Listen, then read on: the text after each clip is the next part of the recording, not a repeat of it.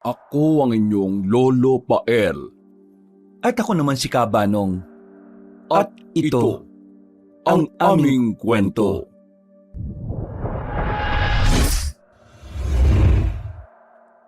Hay buhay. Kahit kailan talaga tong si Mr. Ching Hindi man lang ako pinamerienda ron. Sa dinami-rami na mapupunta akong in-check na amo. Bakit sa kasing kuripot pa niya? Awit? Teka. Bakit ba ako reklamo ng reklamo sa sarili ko? Kasalanan ko rin naman eh. Bakit ba ako nagtsatsaga kasi? Ay nako. Pagkatapos mapabuntong hininga ng malalim, ay nanahimik na ang loob ng van. Ang tanging maririnig na lang ay ang ugong ng makina at ang mahinang hampas ng ulan sa windshield. Si Jones na 30 taong gulang ay maigpit ang kapit sa manibela. Ramdam niya ang lagkit sa mga palad kahit malamig ang hangin sa loob ng sasakyan. Napapailing na lang siya habang tinatahak ang basang paligid dahil sa malakas na buhos ng ulan. Sa loob ng halos 7 taon ay siya ang personal driver ni Mr. Ching. Isang negosyanteng in-check na kilala sa pagiging kuripot at istrikto. Sa bawat araw na lumilipas, parang bumibigat ang dibdib ni Jones. Hindi dahil sa trabaho, kundi sa utang na halos hindi na niya mabayaran. 2 taon na mula nang umutang siya ng 100,000 kay Mr. Ching para sa ospital ng anak niyang si Jessa. Ngayon, kahit pahalos hindi na siya natutulog kakatrabaho, ay kalahati pa lang ang nababayaran niya sa utang. Lagi rin kasing may patong na interes. Kaya laging may dahilan ng among in-check para hindi siya tuluyang makawala. Paano ko ba mababayaran ng buo yung kupal na in-check na yun? Gusto ko na talaga makakawala sa kanya. Takasa ko na lang kaya tapos umuwi kami ng pamilya ko sa probinsya. Ay nako, ano ba itong naiisip kong kalokohan Baka mamaya kasuhan pa ako nung Mr. Ching na yun. Madamay pa yung asawa at anak ko. Patusin ko na kaya yung ino-offer ni Billy sa akin. Napakamot siya ng ulo habang ang tingin ay nasa daan. Ilang saglit pa ay muling sumagi sa isip niya ang usapan nila ng kaibigang si Billy. Hindi niya makalimutan ang tanong noon na isang matagal ng kaibigan at dating driver din sa kanila noon. May ilang kaso si Billy, snatching, carnapping at ilang beses na ring nakulong. Pero laging nakakausad. Palibasa ay marunong dumiskarte sa kung ano-anong mga racket. Jones, pare, gusto mo bang kumita na mabilis? Nako Billy, wag mo akong idadamay sa mga kalokohan mo Pamilyado akong tao pre. Ito naman, kesa nagtsatsaga ka dyan kay Mr. Ching, patusin mo na to. 70K daw ang hatian par. Kapag medyo maganda, baka umabot daw ng 100,000. Saktong-sakto yun para makapagbayad ka na rin sa amo mong tsekwa. Basta malaking kita, malamang illegal yan pre. Alam ko na yung mga galawan mo Sa dami mong kaso Judgmental ka naman masyado. Nagbago na ako Ito naman Masisisi mo ba ako? O yung mga nakakakilala sa'yo? Basta, wag mo na lang akong tingnan pre. Tingnan mo yung kikitain mo rito. At nasisiguro ko sa'yo na hindi illegal to pre. Bakit ba kasi ako naisip mong kontakin? Ikaw lang yung natitira kong kakilala na mapagkakatiwalaan Saka, ikaw lang yung may sasakyan. Di ko naman sasakyan yun Sa amo ko yun. At saka, ano mo pagkakatiwalaan ka dyan? Baka ako na lang talaga ang kumakausap sa'yo sa dami ng niloko mong tao. Yan ka na naman Oo, sige na. Ano ba kasing gagawin? May kargamento lang tayong ihahatid. Saglit lang daw yun, sabi ng mga kontak kong magkakapatid. Sina Ramon, Rafi, tsaka Erwinia. Sigurado kong hindi ka sasabit. Promise, dahil maayos kausap yung mga yun O ano, palag-palag na ba?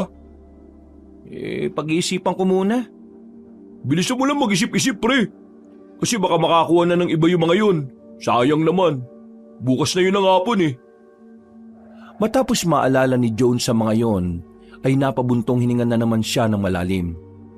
habang pinag-iisipang mabuti kung tutuloy ba siya o hindi. Maya-maya pa, pagka-uwi niya ay pumasok agad siya ng bahay. Doon ay sinalubong siya ng kanyang misis na si Oktora. Isang masamang balita ang pinarating sa kanya. Namatay na kasi ang nanay ng kanyang asawa. At dahil sa malayo ang probinsya na yon, kailangan nila ng sapat na pera bago umuwi. Kaya bago matulog ay pinag-isipan niyang mabuti ang offer ni Billy. Hanggang sa tawagan na nga niya yon at sabihing sasama na siya. Yung pre, buti naman pumayag ka. Salamat ha. Basta ipangako mong hindi yan illegal ha. Ayoko makulong pre. Mahal ko pamilya ko. Pwede ka naman mag-back out pre. Habang may oras pa. O ano, G ka na ba talaga? Kung hindi ko lang talaga kailangan ng pera ngayon eh. Yun naman pala eh. Magpahinga ka na at magkita na lang tayo bukas. Promise, hindi ka mapapahamak dito. Pagkababa ng cellphone ay natulog na siya ng mahimbing. Kinabukasan, pasado 5:30 ay nagbiyahe na nga siya at sinundo ang mga kasama. Gamit niya ang van ng among si Mr. Ching ay nagtungo na sila sa isang liblib na lugar sa may bandang San Mateo. Sa tabi niya nakaupo si Billy at sa likod ay ang 3 pang magkakapatid na sina Ramon, Rafi at Erwinia. Nang tingnan niya ang bruskong maskuladong si Ramon, ang panganay sa 3, napansin niya kagad na mukhang sanay yun sa mga ganitong lakad. Pasimple niyang minasdan ng malaking peklat sa leeg ng nasabing lalaki at dito sa kanya lang din napansin na meron yung dalang baril. May kuminang kasi sa tagiliran noon ng tamaan ng ilaw. Si Rafi naman ay payat lang na laging nakangisi. Halatang halata rin na hindi gagawa ng maganda at parabang adik. Habang ang nag-iisang babaeng si Erwinia ay tahimik lang na hindi niya maisip na masasangkot sa kung anumang kalokohan na gagawin nila ngayon. Dahil dito ay pasimpleng tinapik ni Jones si Billy na kaagad napabaling sa kanya. Sigurado ka bang okay lang to? Bakit may dalang baril yung maskulado? Ayaw kong masabit sa kung ano ha. Billy, umayos ka ha? Relax ka lang pre. Mag-aatid lang tayo. Ilang oras lang talaga to. Tsaka isipin mo na lang. Tapos na ang problema mo kay Chekwa.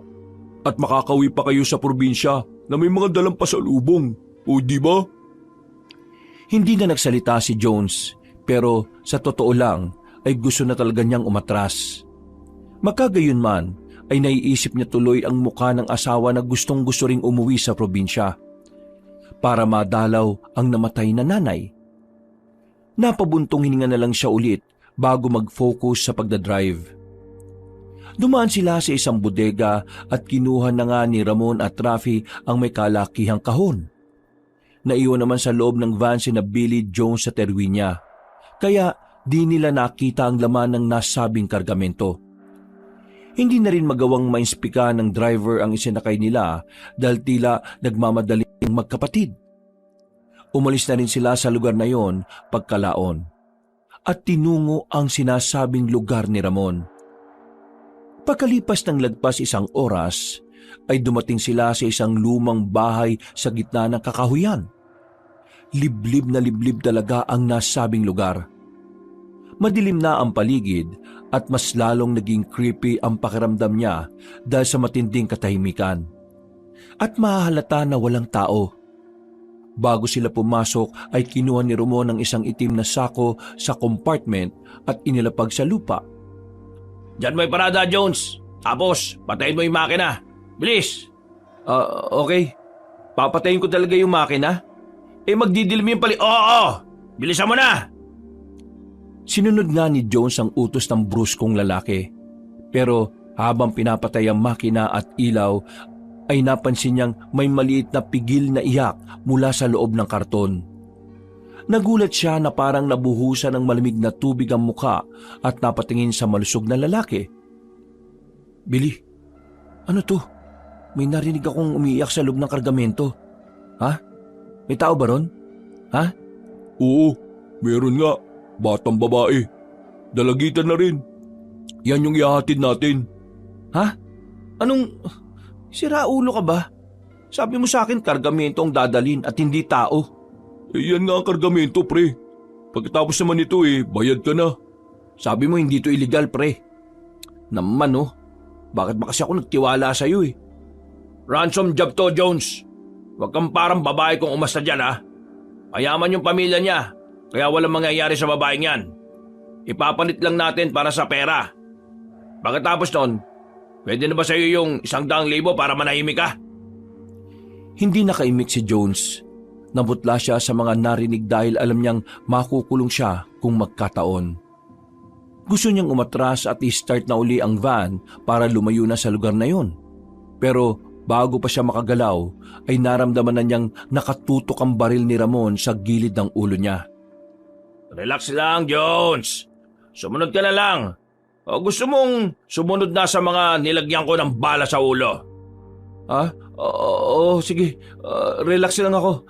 Susunod ako. Alisin mo na yung baril sa ulo ko.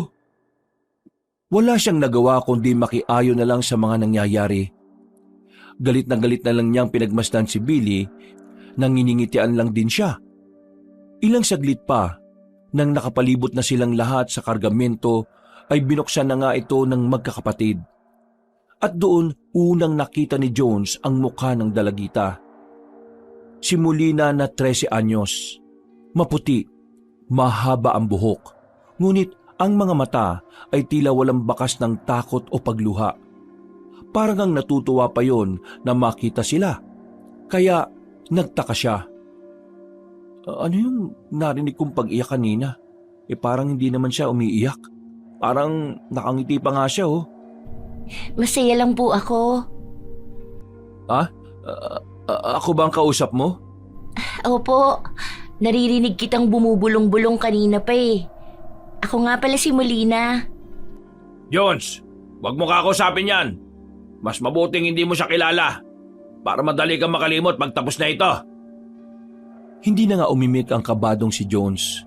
Umatras na lang siya at pagkalaon ay napasuka sa isang gilid.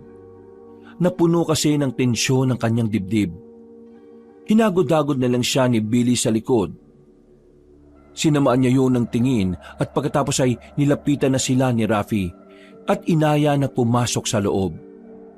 Nakangiting nagbanta ang Ginoong parang adik na kapag nagtangka si Jones na tumakas, papatayin siya at ang buo niyang pamilya. Dahil sa takot ay hindi na nga sumuway ang driver dahil ayaw niyang mapahamak ang buo niyang pamilya. Nang makapasok sila sa loob ng bahay, agad nilang ikinulong si Molina sa isang silid sa itaas. Lumang bahay yon na may amoy alat at alikabok. Mahahalata talaga na matagal nang walang nakatira dito. May mga sirang bintana at sahig. Habang sa labas ay tanging ang mga punong akasya at kawayan ang nakapaligid. Kung susubukan tumakas ng isang tao ay siguradong mahuhuli rin siya kaagad. Habang si Ramon at Rafi ay nagbabantay, si Billy naman ang tumawag sa mga lolo't lola ng bata. Mr. at Mrs. Raciones, ayon sa ID na nakita nila sa bag ng dalagita. Nahatid ko na kayo, di ba? Baka pwede na akong umuwi. Ibibigay lang sa iyo ang parte mo kapag nakuha na natin yung ransom. Kaya maghintay ka lang muna dyan. Kahit huwag nyo na akong partihan. Gusto ko na talaga umuwi sa amin dahil ayaw kong maging parte ng ganitong klaseng gawain. Naiintindihan mo ba ang sitwasyon mo ngayon, ha? Nung sumang-ayon ka? Simula pa lang kasama ka na dito. Hindi ko naman alam na mangingidnap kayo ng inosenteng tao Pauwiin nyo na lang ako. Hindi ako magsasalita, promise. Mananahimik talaga ako. Alam naman ni Billy yun na mapagkakatiwalaan ako sa sikreto. Gusto mo bang habang buhay kang manahimik? Ha? Sabi mo lang, para barilin na kita kagad. Billy, kausapin mo nga yung bata mo dyan at ipaintindi mo sa kanya na walang iwanan dito hanggat hindi natatapos ang trabaho. Sige, Ramon. Ako nang bahala. Boss Ramon ang itawag mo sa akin. Sige, Boss Ramon. Kakausapin ko lang tong si Jones. Sinama na nga muna ni Billy ang kaibigan sa kabilang sirasirang silid at doon sila nag-usap ng masinsinan. Galit na galit si Jones sa ginawang panloloko sa kanya pero wala naman yung magawa. Nagtalo pa sila pero sa huli ay nakumbinsi na rin ang driver na manatili dahil natatakot siya baka siya ang unang mapatay. Pagbalik nila ay nagyaya na ang magkakapatid na puntahan si Molina sa silid kung saan yun nakakulong. Pagpasok nila roon ay tahimik lang ang dalagita na pangiti-ngiti at walang ginagawang aksyon para makatakas. Dito pa lang ay medyo nagduda na si Jones. Para bang may kung anong kakaiba sa nakinap nilang babae. Erwinia, ibigay mo na yung cellphone kay Billy para matawagan na yung pamilya nitong isda. Para makauwi na tayo pare-pareho kung maging mabilis ang transaksyon na ito. Pagkabigay na pagkabigay ni Erwina ng cellphone ay nagdial nga kagad ang malusog na lalaki. Si Ramon at Rafi naman ay nakaantabay lang. Habang si Jones ay nangangati pa rin ang mga paa na makatakas na may halong pag-aalala para sa kaligtasan pati ng kanyang pamilya. Nag-loudspeaker si Billy habang nagdiring ang cellphone. Ilang saglit lang ay meron na kagad sumagot dito kaya tila nagkusa ng manahimik ang paligid. Hello? Magandang gabi ho. Magandang gabi rin. Sino to? Sa Raciones Residence ba ito? Oo, eto nga. Bakit ba? Sino sa mga Raciones ang kausap ko ngayon? Si Ian Raciones to. Teka, sino ba itong kausap ko ha? Kung manloloko na naman to, wala kang mapapala. Makinig ka sa akin, Sir Ian. Nasa amin ang apo ninyong si Molina. Kung gusto niyo makuha siya ng buhay, maganda kayo ng 2 milyong piso. Ha? Ano? Hoy, loko-loko ka ba? Ha? Gusto mo ba na marinig ang boses ng apo mo? Sige, parinig. Inilapit nga ni Billy ang cellphone kay Molina. Tinutukan naman siya ni Ramon ng baril at sumenyas na magsalita. Dahil dito ay nagsusumigaw ang dalagita na pakunwaring natatakot. Si Jones lang ang nakapansin na parang may kakaiba talaga sa nakidnap nila. Parang may hindi tama siyang nararamdaman. Pero hindi niya lang matukoy kung ano. Inilayo na ang gadget at bumalik sa pakikipag-usap ang malusog na lalaki. Pero nagulat silang lahat dahil sa halip na matakot ang nasa kabilang linya ay humalakhak lang yon na parang walang bukas. Hoy, matanda ka. Nabaliw ka na ba? Ha? Bakit ka tawa ng tawa? Nasa alanganin ng apo mo. Pasensya na. Hindi ko lang talaga mapigilang matawa. Hindi kami nakikipaglukuhan sa'yo, tanda. Kung gusto mo pang makitang buhay ang apo mo, sundin mo ang sinasabi namin. 2 milyon kapalit ng buhay niya. Ilan ba kayong nandyan ngayon? Tanga ba kami para sabihin yun? Ha? Ikaw naman, nagtatanong lang eh. Akin na nga yung cellphone. Ay tanda, ang akala mo ba nakikipagbiruan kami sa'yo?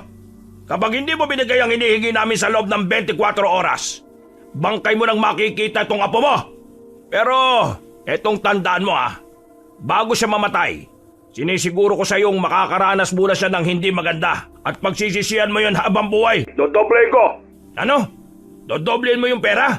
Hindi ko lang dodoblehin, kundi titriplehin ko pa. Ayos! Mabilis ka naman palang kausap Titriplehin ko ang 2 milyon kapag nagawa niyong patayin ang babaeng yan. Sa sobrang pagkagulat ay walang nakapagsalita sa kanila. Napatingin lang ang lahat sa inosyenteng mukha ni Molina na parang nakangiti lang sa kanila. Kahit si Jones ay tila sobra-sobrang pagtataka dahil sa sinabi ni Ginoong Ian. At dahil doon ay mas lalong tumindi ang kakaibang kutob niya para sa dalagita. Narinig mo ba ang sinabi ko? Kapag napatay niyo ang apo ko, magkakaroon na kayo ng 6 na milyon. Baliw ka ba? Ipapapatay mo na sa amin ang apo mo? Kesa tanong ka ng tanong, bakit di mo gawin ang sinasabi ko? Kapag nadalo niyo sa akin ang ulo niya, ibibigay ko kagad ang pera. Baliw ka na ba? Sigurado kong nasa liblib na lugar kayo. Kaya huwag niyo nang patagalin pa ang oras dahil kapag lumalim na ang gabi, siguradong kawawa kayong lahat. Hindi na nagawang makasagot ni Ramon dahil nag-drop call na ang nasa kabilang linya. Sinubukan nilang tawagan ulit si Ginoong Ian pero hindi na nila makontak pa. Nagkatinginan na lang sina Ramon, Rafi, Erwinia at Billy sa isa't isa habang punong-puno ng pagtataka. Si Jones naman ay nakatuon pa rin ng atensyon sa dalagita na parabang sinusuri niya ang buong pagkatao nito. Tama ba yung narinig ko? O nabibingi lang ako, boss? Malinaw naman, di ba? Patayin daw natin tong apo niya at magkakaroon tayo ng 6 na milyon? Nanggagago lang tong matandang to eh. Kapag dinala natin ang ulo ng apo niya sa kanya, siguradong mahuhuli tayo ng mga pulis. Eh anong gagawin natin? Di ko alam. Hindi ko napagandaan yung ganitong sitwasyon eh. Paano hindi mo alam? Paano na yung pera natin kung nagkataon? Wala tayong makukuha at wala rin bala tayong mapapala. Gawin na lang natin yung gusto ng Mr. Ian. Patayin natin tong apo niya. Tapos, dali natin dun. Eh di gawin mo. Para makulong ka ulit. Bakit hindi na lang po ganito ang gawin natin?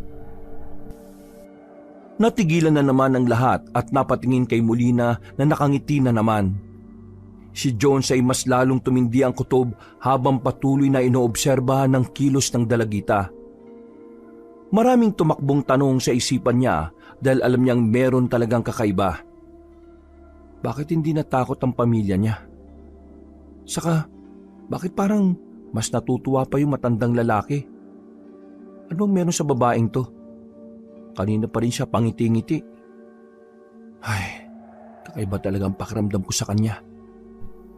Sasabihin ko na po sa inyo ang totoo kung bakit gusto kong ipapatay sa inyo ni Lolo.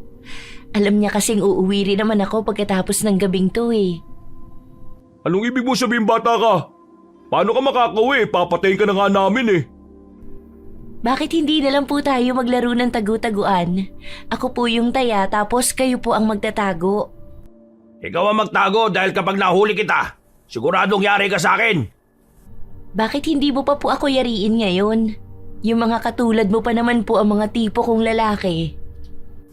Habang pinakikinggan ni Jones ang pag-uusap nila, ay parang nagiging kakaiba ang boses ni Molina para sa kanya. Siya lang sa kanilang lahat na naroon ang nakakarinig ng maladyablong boses ng dalagita. At dahil sa patuloy na pagbubuyo, ay nagtangka nang lumapit ang magkapatid na Ramon at Rafi pero pinigilan sila ni Jones. Huwag kayong lalapit sa kanya. Hindi siya normal na tao. Napatingin silang lahat ulit kay Molina. At sa unang pagkakataon ay nakita nilang lahat ang mga mata ng dalagita na biglang namula.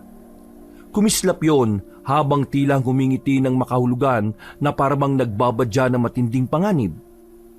Sa isang iglap ay tila ba bumigat ang ihip ng hangin sa loob ng lumang bahay. Pero hindi nakinig si Rafi sa babala ni Jones. Punong-puno ng pagnanasa siyang lumapit sa dalagita. Teka lang, Rafi. Makinig ka sa akin. Huwag mo siyang lapitan. Pakiusap. Tumawa lang din si Rafi habang silang lahat naman ay nakatanga. Halata sa bawat pagkilos ng malaadik na lalaki ang tila pagkahibang. Ang mga mata niya ay sabik na talaga sa pagnanasa. Kanina pa talaga kasi siya nagtitimpi. At ngayon nagkakagulo sila ay inakala niyang pagkakataon na yon para magpakasawa sa babaeng kanilang kinidnap. Hindi pa tuluyang nakakalapit si Rafi nang biglang may mabilis na nangyari. Nakita nila ang ngiting abot tenga ni Molina. Pagkalaon nang mag-angat siya ng ulo, ay doon nila napagmasdan ang kakaiba niyang itsura. Mas lalong nanlilisik at namumula ang mga mata. Halika rito, Kuya Rafi! Lumapit ka! Sa isang kisap mata ay nakarinig sila ng tila matinis na tunog ng napunit na laman. Biglang may sumilit na dugo at tumalamsik yon sa sahig. Sa harap mismo ni na Jones, Billy, Ramon at Erwinia. Gulat na napatigil ang lahat. Napatras si Billy. Si Ramon at Erwinia ay napatulala sa kanilang kapatid. Habang si Jones ay kitang-kita ang kaba sa hilatya ng pagmumukha. Bakit may tumalsik na dugo? Rafi, anong ginawa mo sa kanya? Huwag mo siyang saktan. Natigilan na ang bruskong lalaki dahil nakita nila kay Rafi mismo nang galing ang tumatagas na dugo. Ang malaadik na lalaki na dating nagyayabang, ngayon ay nakatirik na ang mga mata kasunod ng pagkahandusay sa sahig. Pagkalagpak ng katawan niya ay napatingin siya sa dibdib niyang may malaking hiwa na parang pinigtas ng malalim na kuko. Nanlaki ang mga mata ni Erwinia at napatingin sa sobrang pagkagulat. Ang tatlong lalaki naman ay hindi rin makapaniwala sa mga nakita. Lalo na nang bumaling ang tingin nila kay Molina. Nasyak silang lahat dahil may bahid na ng dugo ang mga kamay nito habang dinidila-dilaan. Pwede nang pagtiyagaan ang lasa ng karne niya. Pero mas gusto kitang matikman, Kuya Ramon. Sa ganda ng katawan mo, halata namang masarap ang sariwang karne mo at dugo. Habang natitigilan ng lahat, ay dahan-dahang inilabas ni Molina sa bibig ang isang bagay. Ang piraso ng laman na galing sa dibdib mismo ng nakahandusay na si Rafi. Ngumiti siya pagkalaon habang pinagkikikiskis ang mga palay na may bahid na ng dugo. Ang init ng dugo niya at medyo manamis-namis. Hindi ko akalain na ganun ang lasa kahit na mukha siyang adik ah. Pero tama nang natikman ko na siya. Ngayon, ikaw naman, Kuya Ramon. Etong tikman mo sa akin, baliw! Dali-daling naglabas ng baril ang bruskong lalaki at sunod-sunod na pinaputukan ang malahalimaw na dalagita. Umalingaw-ngaw sa buong silid ang putok ng baril pero ni isa sa mga ito ay walang tumama. Tumalon si Molina at mabilis na kumilos na parang mabangis na hayop. Kitang-kita nilang lahat kung paano siyang kumapit sa mga dingding at nagpatalon-talon paikot-ikot sa kanila. Habang nakatanga sina Billy, Jones at Erwinia ay hindi naman nagpaawat si Ramon sa pagsugod. Kinuha niya ang lumang tomba-tomba sa isang gilid at saka to hinagis kay Molina. Pero katulad ng bala ng baril ay naiwasan niyo ng dalagita. Kaya muling nagpaputok ang bruskong lalaki na punong-puno ng paggigigil. Pagkalaon ay tumingin siya sa mga kasama na hindi pa rin makapaniwala sa mga nasaksihan. Erwinia, kunin mo si Rafi, bilis! Kayo namang dalawang lintik kayo. Tumulong kayo mga siraulo! Pero bago pa makakilos sina Billy at Jones, sa isang kisap mata ay nagtungo na si Molina sa bintana. Sumulyap siya sa lahat at ngumiti bago tuluyang tumalon palabas. Hindi kita matatakasin, alimaw ka! Dumungaw nga sa bintana si Ramon at balak pa niyang sundan sa labas si Molina. Pero natigilan na siya dahil sa sigaw ni Erwinia. Dali-dali ngang lumapit ang bruskong lalaki sa kapatid nilang nakahandusay na naghihingalo. Umiyak-iyak pa ang babaeng kapatid habang pinipigilan ang pagtagas ng masaganang dugo sa dibdib ni Rafi. Si Billy naman ay natulala at hindi pa rin makapagsalita matapos ang mga nakita. Lalabas sana siya ng bahay habang hawak ang cellphone pero pinigil siya ni Jones. Mamamatay ka kapag lumabas ka rito, Billy! Anong ibig mo sabihin? Nakita mo naman yung ginawa niya kay Rafi, di ba? Hindi siya ordinaryong tao. Isa lang siyang inosyenteng dalagita. Hindi niya magagawa yan sa kapatid ko. Yung ganong itsura, sasabihin mong ordinaryong dalagita? Nakarinig na ako ng tungkol sa kanya sa probinsya ng asawa ko nung huli kaming umuwi. Aswang ang babaeng yun, hindi siya tao. Tse! Anong aswang ang pinagsasasabi mo? Kakanood mo yan ng pantaserye eh. Paniwalaan mo man ako o hindi, totoong sinabi ko. Saka, nakita mo naman di ba kung paano siya magtalon-talon sa dingding? Ngayon, naiintindihan ko na kung bakit natawa lang si Mr. Ian nung nalaman niyang kinidnap niyo yung apo niya. Kaya niya rin tayo hinamon na triple ng pera kapag napatay natin ang babaeng yun eh. Dahil halimaw si Molina. Walang ya, umalis na tayo rito. Ayaw ko na rito. Natigilan na sila nang muling sumigaw si Erwinia. Paano kasi ay nag-agaw buhay na talaga si Rafi. Lumapit si Ramon para akayin ng kapatid pero unti-unti na ngang bumagal ang paghinga nito. Tumawag na tayo ng pulis. Tatawag na ako ng pulis bago pa tayo patayin lahat ng halimaw na yun. Baliw ka ba? Tatawag ka ng pulis? Gusto mo ba na mahuli tayong lahat? Mas okay na ako mabulok sa kulungan kaysa mamatay sa aswang o kung anumang halimaw na yun. Akin na yung cellphone mo! Akin na yan! Mabilis na kinuha ni Ramon ang gadget at saka ito tinapak-tapakan hanggang sa masira. Halos manlumo naman si Billy sa takot dahil sa ginawang to ng bruskong lalaki. Yan! Wala nang tatawag sa pulis! Bakit mo sinira yung cellphone ko? Mamamatay tayo lahat dito! Papatay tayo ng aswang na yun! Gusto mo bang unahin na kita, ha? Akong pumatay sa'yo para hindi ka na mahirapan. Papuputukin ko na lang tong baril ko sa ulo mo. Tama na yan! Pakiusap! Kapag nagpatayan kayo rito, mas lalo lang matutuwa si Molina. Umalis na tayo rito kung gusto nating maisalba pa yung buhay ni Rafi. Pumunta na tayong lahat sa sasakyan ng amo ko. Tara na! Natahimik lahat at nagkatinginan. Nagkasundo nga sila na umalis na sa lugar na yon at wala na silang inaksayang oras. Mag-isang binuhat ni Ramon ang naghihingalong kapatid, habang sina Billy, Jones at Erwinia ay nagbitbit ng kanya-kanyang mga sandata na pwede nilang magamit lahat sa aswang.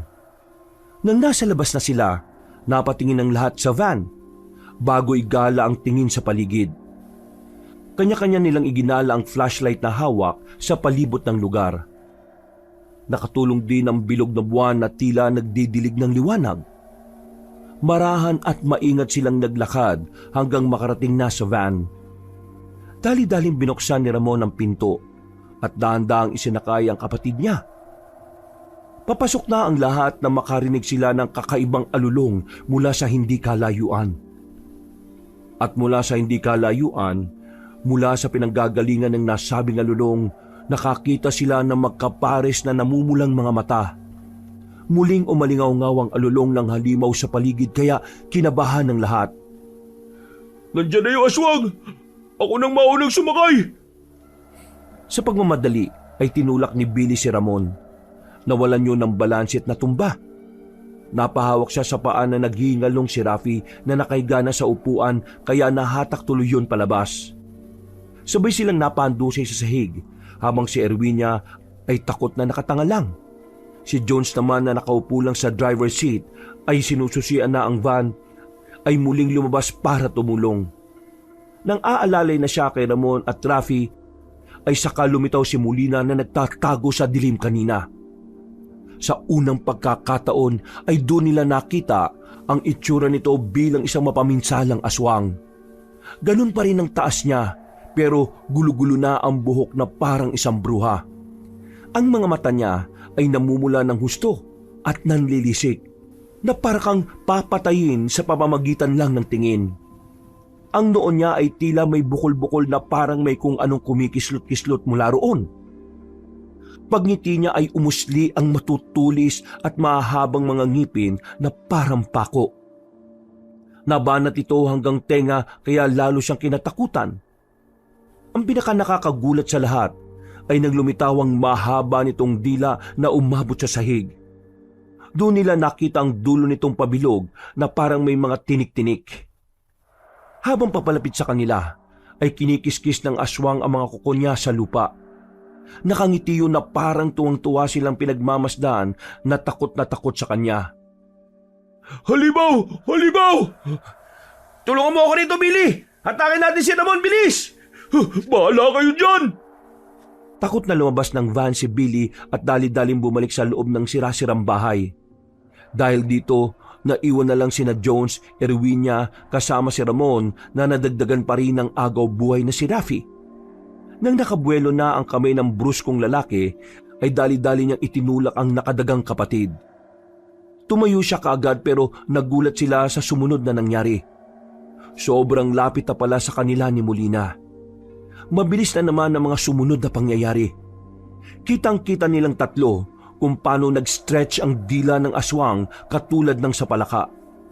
At ang matinik na pabilog na nasa dulo nito ay bumaon ulit sa dugoang dibdib ng nakahandusay na si Rafi. Sa isang kisap mata ay hinigit ng halimaw ang nasabing katawan. Napasigaw naman si Erwinia sa takot habang si Ramon ay binunot kagad ang baril at nagpaputok ng ilang beses. Pero sa kasamaang palad ay nakaiwas na naman ang nakakatakot na nilalang. naubos na rin ang bala ng baril. Sige, mamaya, kapag napagsawaan ko na. Ayop ka! Ibalik mo ang kapatid ko!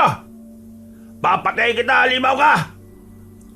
Tangan ng lantang gulay na katawan ni Rafi ay umatras at nagtago sa dilim si Molina. Binalak siyang sugurin ni Ramon pero umawat na sina Jones at Erwinia. Bakit niyo ako pinigilan? Mamamatay ka rin kapag sumunod ka doon. Bumalik na muna tayo sa loob ng van. Umalis na tayo rito. Hayaan niyo ako! Mga buwisit! Natigilan na si Ramon nang umiiyak na sumigaw si Erwinia. Doon ay tila nahimasmasan siya at sumunod na lang kaagad papasok sa loob ng van. Nambubuhay na ni Jones ang makina ng sasakyan. Ganun na lang ang gulat niya dahil wala na roon ng susi. Oh, ano bang hinihintay mo? Bandarin mo na tong van! Nawawala yung susi eh. Iniwan ko lang dito yun. Walang iyang bondat to ah. Siya siguro ang kumuha nun. Nasaan na ba yung hinayubak na yon? Nasa loob ng bahay. Papatayo ko yung walang yan! Lumabas ulit si Ramon ng sasakyan at nagkasaan ng baril saka tumakbo sa loob ng sirasirang bahay. Dahil sa takot na baka makipagpatayan ng bruskong lalaki, sumunod si Erwinia. Ganun na rin ang ginawa ni Jones sapagkat ayaw niyang maiwan na mag-isa roon. Naisip niyang baka siya na ang isunod ng aswang. Habang naghihintay sa kanila ang kamatayan sa labas ng sirasirang bahay, ay hinanap nga nila ang pinagtataguan ni Billy. Pero kitang-kita pa rin sa mukha ng magkapatid ang pinaghalong galit, takot at lungkot dahil sa nangyari kay Rafi. Hoy, taba! Magpakita ka ng hinayubak ka! Ilabas mo yung susi, animal ka! Billy! Pakiusap naman! Magpakita ka na! Para makalis na tayong lahat sa lugar na ito! Lumabas ka na! Kapag lumabas ka, isiguraduhin kong lulumpuin kita at tatapesin ko ng malaki ang tiyan mo! Sa tingin mo, magpapakita siya sa atin kung ganyan ka makipag-usap? Huwag mo akong turuan kung anong gagawin ko ha! Masyado kang high blood eh. Totoo naman ang sinasabi ko ah. Kung ganyan ka ng ganyan, lalo lang magtatago yung tao. Bago pa natin siya makita, malamang napatay na tayo ng aswang sa labas. Bago ako mapatay ng halimaw na yon, pasasabugin ko muna ang ulo niya. Dahil sa ginawa niya sa kapatid namin. Pagkatapos, dadalhin ko yun sa lolo niya para makuha ko yung pera. Grabe, pera pa rin ang iniisip mo hanggang ngayon? Ganyan ka ba talaga kasakim? Manahimik ka na lang. Kung ayaw mong sayo ko ibaling ang gigil ko sa mga nangyayari. Tawagin mo na kaming sakim kung gusto mo. Wala kang alam sa buhay namin. Kung ayaw mo ng pamamaraan ko, lumayo ka at hayaan mo na kami ni Erwinia. Hindi na nakaimik pa si Jones. Tinapik na rin kasi siya ng babae sa balikat at tumangulang. Pagkalakad ng magkapatid ay napabuntong hininga na lang siya saka sumunod sa dalawa. Habang patuloy na lumalalim ang gabi, ay patuloy din ang paghahanap nila kay Billy. Nahalughog na nila simula sa basement ng sirasirang bahay hanggang sa ikalawang palapag. Dahil dito ay mas lalo lang uminit ang ulo ni Ramon. Gigil na gigil talaga siyang makita at mapanagot ang matabang lalaki. Saan ka ba nagtatagong animal ka? Eksaktong pagkasabi niya noon ay bigla silang nakarinig ng mahihinang kaluskos sa kisame. Nakatinginan silang tatlo at saka lang nila napagtanto na hindi pa nga nila naakyat ang bahaging yun ng sirasirang bahay. Hinanap nila ang akyata na nakita agad ni Erwinia sa dulo ng pasilyo ng ikalawang palapag. Pagkahatak sa nilulumang tali ay lumantad ang hagdan pataas at dali-daling umakyat doon si Ramon. Sumunod ang kanyang kapatid bago si Jones na tila nag-aalala pa rin. Iginala nila ang flashlight hanggang sa makita nga nila sa isang sulok ang nakauslim paa ni Billy. Dahil dito ay galit na sumugod si Ramon at hinatak ang matabang lalaki. Kumawala yon, pero binigyan niya ng matinding sipa sa tagiliran hanggang sa mapaluhod at mapasuka. Hindi pa nakontento ang bruskong lalaki. Sinuntok niya pa yon ng ilang beses sa muka hanggang sa magdugo. Sinubukang umawat ni Jones pero pinigilan siya ni Erwinia kaya di na rin siya umalma. Ginulpi na nga ng ginulpi ni Ramon si Billy na walang palag. Tarantado kang loko-loko ka! Mandarambong ka talaga eh, no? Itulak mo pa ako kanina. Kaya kami natumba ng kapatid ko sa labas ng van eh. Dahil sa'yo, Nakuha ng halimaw na yun si Rafi. Tapos kayo, tinakbuhan mo kami. Kinuha mo pa yung susi. Ilabas mo yung susi, gago ka. Wala sa akin yung susi. Bakit ko naman kukunin yun? Dahil mandarambong ka. Ikaw ang totoong sakim. Gusto mong ikaw lang ang makatakas sa lugar na ito kaya mo yung kinuha. Balak mo kaming iwan dito para malapa ng halimaw na yun, ano? Hindi dapat talaga ako nagtiwala sa yung bonjing ka eh. Alam mo rin, Neno, pero wala sa akin yung susi. Nakukulangan ka pa sa bugbog eh, no? Ito bang sa'yo? Ano? Hindi mo pa rin lalabas? Bakit? Ayaw mo bang maniwala na wala sa akin yung susi? Hindi mo ba naisip na baka yung mismong si Diyos ang nagtago? Malay ba natin kung gusto niya tayo magpatayan para makaganti siya sa atin? Ha? Sira ulo ka talaga, Billy. Gagawin mo pa akong katulad mong manluloko. Dapat talaga hindi na ako nagtiwala sa iyo eh. Wala kang pagbabago, loko-loko ka. Mga tanga-tanga kayo eh. Mga ututo kayo lahat. Total, pamamatay na rin naman tayo lahat dito. Sasabihin ko ng totoong plano ko. Kapag nakuha natin yung 2 milyon, bala ko sana kayong takbuhan eh. At kayo ituturo ko sa mga pulis dahil mga madali kayong mauto. Pero pare-pareho tayong nakarma eh. Halimaw pala yung nadukot natin. Imbis yung pamilya Rasyones yung mga biktima, tayo pala na biktima. Sama-sama tayong mamamatay ngayon dito. Tarantado ka talagang baboy ka eh. Etong sa'yo. Tikman mo itong mga sibat tadya ko. Rico! Ilabas mo yung susi ng van. Kundi, papuputukin ko sa ulo mo itong baril ko. Hindi maganda. Hindi ko na mararamdaman kung paano lapain ang aswang na yon. Ay, animal ka talaga. Natigilan na silang lahat nang marinig ang tunog ng sasakyan mula sa labas. Dahil dito ay napaling ang atensyon nila sa maliit na bintana na nasa attic. Ganun na lang ang gulat nila nang nasa driver's seat na si Molina na nasa anyo pa rin ang pagiging aswang. Tumingin yun sa kanila na tuwang-tuwa pa. Pagkatapos ay muli nitong pinatay ang makina at ipinakita ang susi. Naririnig ko kayong kanino pa nagtatalo-talo kung nasan yung susi. Kaya heto, hinanap ko at nakita ko nasa ilalim ng upuan. Malamang nahulog to. Mabuti na lang at tinuruan ako noon ng mga tauhan ni Lolo at Lola kung paano magmaneho. Masubukan nga. Habang tinatawanan sila na parang kinukutya, ay muling binuhay ng dalagita ang makina ng sasakyan. Umugong ang tunog nito hanggang sa bigla niyang pinaandar. Sa bilis ng pangyayari ay hindi na nagawa ng mga nasa attic na makagawa ng hakbang. Hindi na rin naman kasi sila aabot kung sakali. Nagulat na lang sila na magtuloy-tuloy ang van sa kakahuyan. Hanggang sa makarinig sila ng malakas na ugong. Maya-maya pa mula sa hindi kalayuan ay nakakita sila ng usok. Ay, putragis! Nabigla sila nang biglang pumutok ang baril. Nakipag-agawan na kasi si Billy kay Ramon. Sa galit ang bruskong lalaki ay sinipa niya ng malakas sa mukha ang kaaway. Pero hindi naman sinasadyang makalabit ulit ang gatilyo ng baril. Napayoko si Jones at pagtingin niya sa gawing kanan kung nasaan si Erwinia ay naggulat siya sa nakita. Dumudugo na kasi ang kanang tagiliran ng babae. Ramon! Tinamaan si Erwinia! Erwinia! Sinamantala ni Billy ang pagkakataong nakabaling ang atensyon ni Ramon sa kapatid na babae. Inagaw niya ang baril sa kaumatras at itinutok sa kanila. Walang lalapit sa inyo! Lumakad ka ng patras, bruskong lalaki! Bilisan mo! Papatayin kita! Unahin mo muna yung kapatid mong isa pa na nag-iigalo na rin. Paano? Maiwan ko na kayo dyan. Para sama-sama na kayong patay ng aswang na yun. Visit ka! Hahabol pa sana si Ramon pero tinutukan pa siya ng matabang lalaki habang pababa sa hagdan. Nang mawala na yun sa paningin nila, ay saka nila binalingan ng kapatid na nakahandusay na rin sa sahig. Erwinia, ayos ka lang ba? Ramon, kailangan natin ng tela. Bilisan mo. Kailangan mapigil ang pagtagis ng dugo. Ito na lang muna ang damit ko. Hinubad na nga ng bruskong lalaki ang damit niya at pinunit naman to ni Jones. Saka ibinenda sa babaeng nahihirapan sa tama sa tagiliran. Magiging ayos din ang lahat. Makakalis tayo rito. Makakawi tayo sa atin. Pangako! Paano na tayo makakalis dito ngayon? Wala na nga yung van. Sa amo ko pa yung sasakyan na yun. Paano ko ipapaliwanag to kay Mr. Ching? Nagpatong-patong na lalo yung problema ko eh.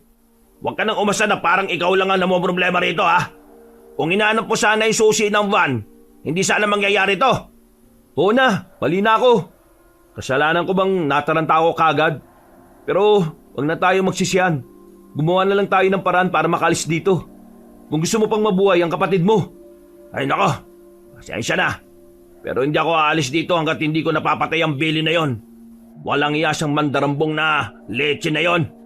Uunahin mo pa ba yung kesa sa kaligtasan ng kapatid mo? Ano ka ba? Umalis na kayo rito ni Erwinia. Kapag tinahak nyo ng diretso yung daan sa likod nitong bahay, sa aparon. Sa pagkakatanda ko, nung una kong punta rito sa lugar na to may nakita akong malapit na iilang bahay doon. Pwede kayong humingi ng tulong. Pero malayo-layo pa rin yung dito Kaya dapat magmadali kayo. Alam mo na yun, di ba, Erwinia? Kaya ikaw na ang bahalang magturo kay Jones. Paano kami lalabas dito? May aswang sa labas na naghihintay na malapa tayong lahat. Kaya nga huhulihin ko yung tabatsoy na yun At siya yung ipapakain kong hayop siya. Hindi ko palalampasin ang ginawa niyang ito. Paano mo siya hanapin? Saka may baril siya. Bahala na! Bago pa sila matapos sa makapag-usap, ay biglang may malakas na kalubog na silang narinig mula sa bubong ng bahay. Sabay-sabay silang napatingala hanggang sa makarinig ng mga mabibigat na yabag mula sa bubong. Sinundan yun ng ungol ng halimaw na pagkalaon ay tila tumawa na parang demonyo.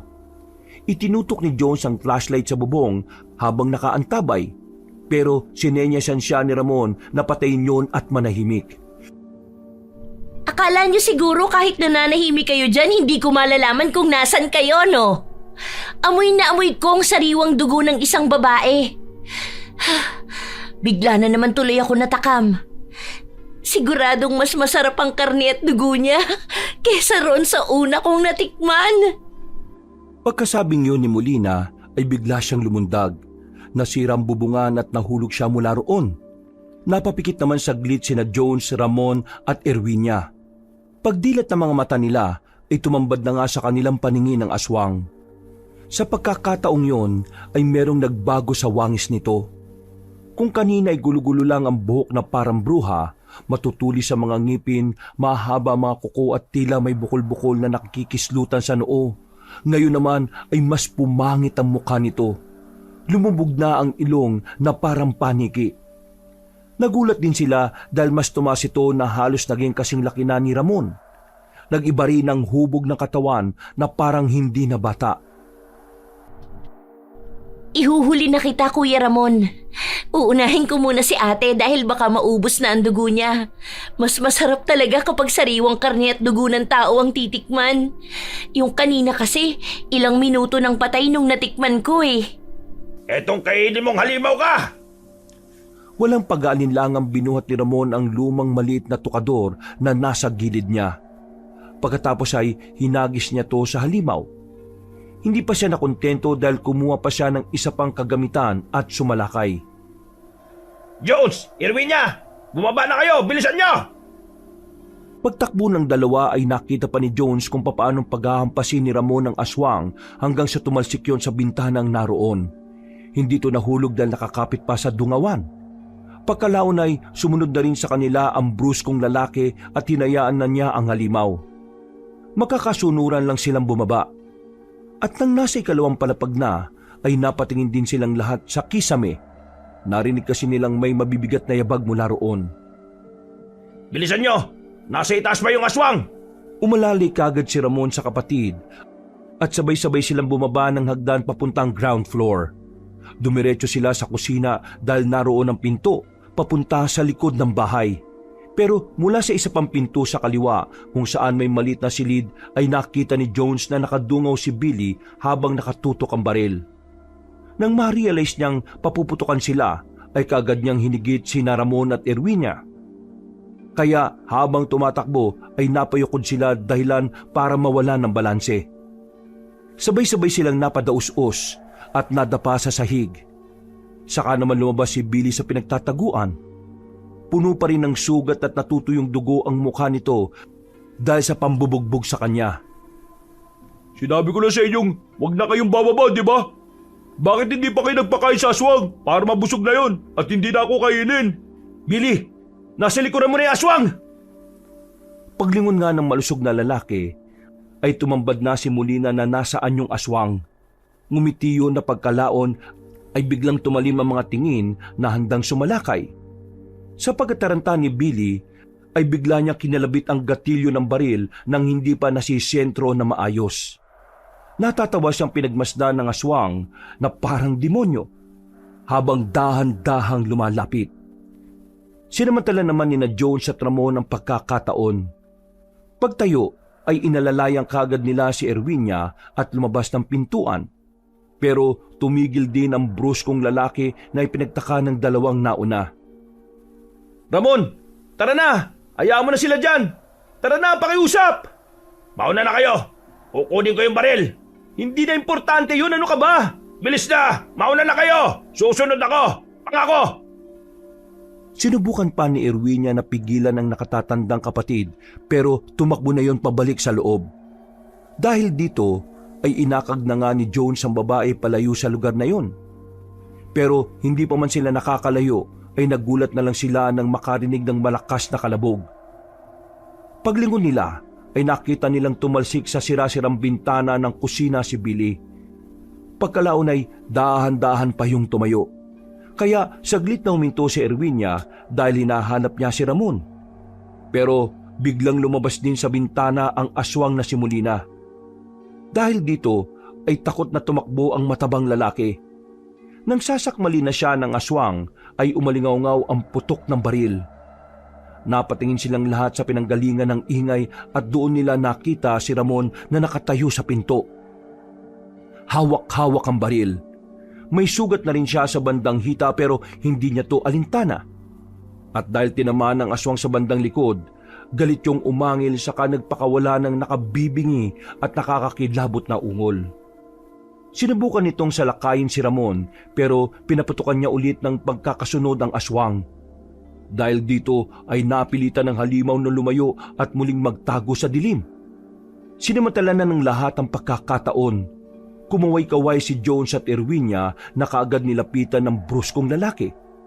Sumunod naman sa kanila ang bugbog saradong si Billy. Ayop ka! Bakit ka sumusunod sa amin, ha? Ang tigas pala ng mukha mo, Billy! Hindi itong oras para magtalo-talo tayo. Pasensya na sa ginawa ko. Dapat magtulungan tayo. Wala ka nang may tutulong sa amin! Kung mas marami tayo, mas malaking tsansa na mapatay natin yung aswang. At katulad ng sinabi ni Mr. Ian, kapag napugot natin ang ulo niya at nadala doon sa kanya maghati-hati tayo sa 6 na milyon. Pera pa rin ang nasa isip mo? Mamamatay na lang tayo sa aswang na yon? Pasensya na, pero parang awa nyo na. Huwag nyo kong iwan dito. Kung saan man kayo pupunta, isama nyo na ako. Deserve ko rin namang mabuhay, di ba? Pagkatapos sa mga ginawa mo sa amin kanina, mas deserve mong mamatay! Tinutukan na ng baril ni Ramon ang ulo ni Billy. Nanikluhod naman yon at nagmamakaawa talaga na huwag siyang papatayin. Nagbitiw din ng matabang lalaki ng kung ano-anong pangako pero hindi na pinaniwalaan yun ng dalawang lalaki. Yun nga lang ay umawat si Erwinia na nangihina na rin. Nakiusap ang babae na magmadali na sila bago pa bumalik ang aswang at patayin silang lahat. Naiinis man ay napabuntong hininga na lang pareho sila Jones at Ramon. Pinasama nila si Billy pero nakabantay sarado sila sa mga ikinikilos noon. Nagmadali na silang lahat na tinahak ang daan papunta sa sapa. Tahimik at wala nang nagsasalita sa kanila. Tanging ang huni ng mga kuliglig lang ang naririnig nila roon. Subalit kalaunan ay naputol din nang biglang umalingaw-ngaw ang isang mababang pag-angil sa kakahuyan. Parang tunog ng hayop na may pinipigilang galit. Alam na nilang si Molina to, kaya nagmadali silang tatlo. Bilisan na natin! At ikaw, Billy, subukan mo lang gumawa ng hindi maganda. Hindi na talaga ako magdadalawang isip na barilin ka sa ulo. Huwag ka mag-alala. Wala na akong gagawing hindi maganda. Jones, wag mong ialis ang tingin mo sa bondat na yan, ha? Oo, sige na at bilisan na natin. Mas lalong lumalakas yung boses ni Molina eh. Siguradong nakasunod na siya sa atin. Habang naglalakad at nakaalalay sa sugatang si Erwinia, ay panay ang paggala ng baril ni Ramon sa palibot. Mayat maya niya rin tinitingnan ang natitirang magazine sa secured pocket niya. Si Jones din ay alerto sa paligid habang minamatyagan ang bandarambong na si Billy. Nasa hulihan kasi siya kasama ang nasabing lalaki. Nang nasa bandang batuan na sila, sinyalis na malapit na sa sapa, dumampot siya ng batong solid para gawing sandata kung sakaling biglang sumalakay ang aswang. Kabado pa rin siya sa mga nangyayari pero pinipilit niyang ikalma ang sarili. Malapit na tayo sa sapa. Naririnig ko na nga rin yung lagaslas ng tubig. Buti naman at malapit na tayo. Pagod na ako eh. Huwag ka muna magsasalita. Walang may pakialam sa mga sinasabi mo. Masyado ka naman sa akin, boss. Naalala ko lang kasi yung nakukwento noon ng lola ko eh. Tungkol yung sa mga aswang. Takot daw sila sa mga dagat at ilog. Hindi raw natawid ng mga yun sa ganun eh. Wala akong pakialam sa mga kinukwento mo. Ang sabi ko, manahimik ka. Tama na yan. Makinig kayo mabuti. Naririnig ko yung aswang. Hindi nga nagkamali si Jones dahil mula sa di kalayuan ay malakas nilang narinig ang galit ng pag-angil ni Molina. At paglingon nila, pare-pareho sa likuran ay nakita na nga nila ang nasabing aswang. Takbo na! Tumawid na tayo sa sapa! Bilisan nyo! Nauna na naman ang matabang lalaki sa pagtakbo na parabang wala siyang mga kasama. Napaismid na lang sina Jones at Ramon sa inis pero nagmadali na rin silang naglakad kasama si Erwinia. Hanggang sa tumambad na sa kanilang paningin ang sapa. Nagliwanag na rin ang gusto sa bandaron dahil sa bilog na buwan na parang nananalamin sa malinaw na daloy ng sapa. Mababaw lang din to na hindi pa lagpas tuhod kaya kitang-kita nila ang lalim ng tubig. Nanguna na nga tumawid sa kabila si Billy na sinundan lang nila at maya-maya pa nga ay nandun na nga rin sa likuran nila si Molina. Bilisan nyo na! Nasa likod nyo na siya! Bilis! Akala niyo ba makakatakas kayo sa akin? Pagkasabing yun ni Molina ay meron siyang inihagis. Lumagpak yun sa harapan ni na Jones, Ramon at Erwinia. Nang makita nila ang gutay-gutay na katawan ni Rafi ay natigilan sila. Napasukan naman ang babae dahil hindi niya kinaya ang sinapit ng kapatid. Nakalimutan niyo ang isa pa niyong kasama. Kaya ako na ang naghatid sa inyo. Ayop kang aswang ka! Nagpaputok kagad si Ramon ng magkakasunod. Naiwasan naman ng aswang ang dalawa pero ang ikatlo ay tinamaan siya sa balikat. Napaangil ang halimaw pero hindi yun natinag. Tumawa yun at isang iglap lang ay tumalon sa ibabaw ng tubig. Napatakbo si Jones na kaagad umalali kay Erwinia. Mauna ka na rin kay Billy, bilis! Tumango ang babae at iika-ikang naglakad papunta sa kinaroroonan na matabang lalaki. Nagtatago kasi yun sa batuhan. Pagkatapos ay saka tinulungan ni Jones si Ramon. Nang makita niya ang mga bato-batong natatapakan ay dumampot siya ng iilan. Saka pinagahagi sa kinaroroonan ni Molina. Natutuwang naiwasan ng aswang ang mga to pero hindi niya inaasahan ang huling pagbato ni Jones. Tumama yun sa mukha niya. Lumagatok ito kaya nasaktan din siya ng gusto. Nagalit ang aswang kaya ang mga bukol-bukol nito sa noo ay tila mabilis na nagkislutan. Tumatapang ka na!